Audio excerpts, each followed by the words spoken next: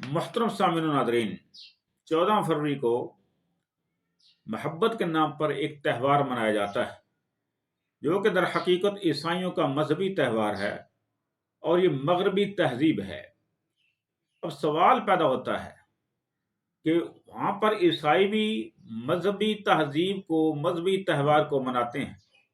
مسلمان بھی اس کو محبت کا نام دیتے ہیں، تو شرعی طور پر اسلامی نقطہ نظر سے دیکھا جائے تو کیا یہ جائز ہے یا ناجائز ہے؟ ایک دو احادیث آپ کے سامنے رکھنا چاہوں گا۔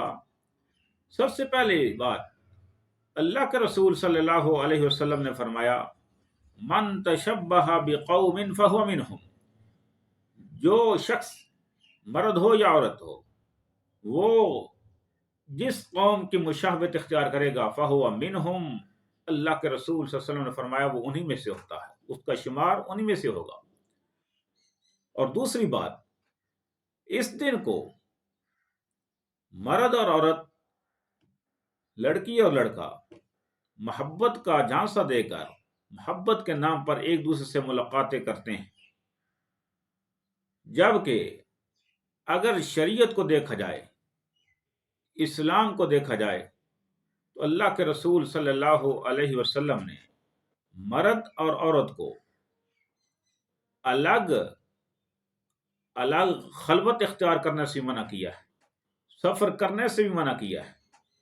اللہ کے رسول صلی اللہ علیہ وسلم نے فرمایا، جیسا کہ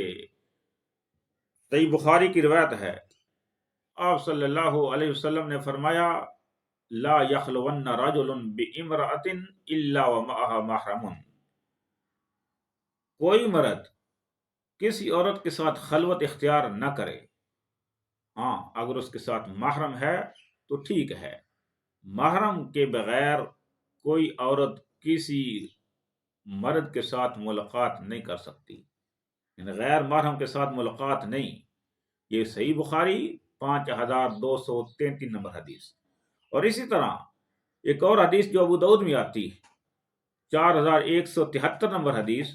اللہ کے رسول صلی اللہ علیہ وسلم نے فرمایا، اذا استعطرت المرأة فمرت على القوم لیجدوا ریحها فہی کذا فہی کذا فہی کذا، کہ جو مرد، جو عورت خوشبو لگا کر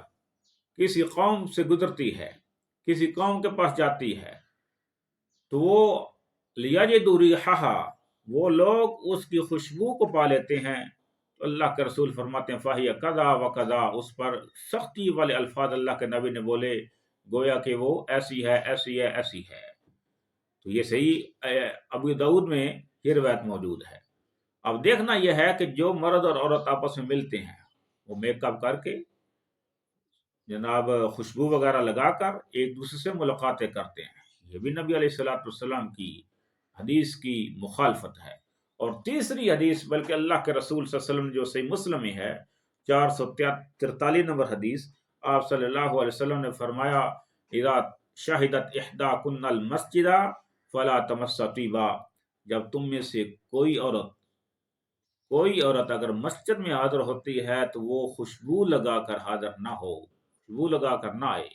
یہاں پر تاکید ہمارے اسلام نے تو کی ہے،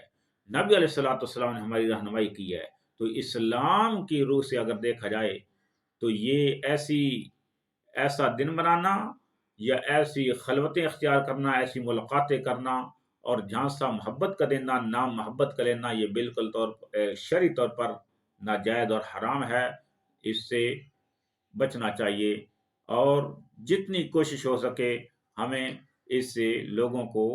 یہ بتانا بھی چاہیے اور پیغام بھی پہنچانا چاہیے۔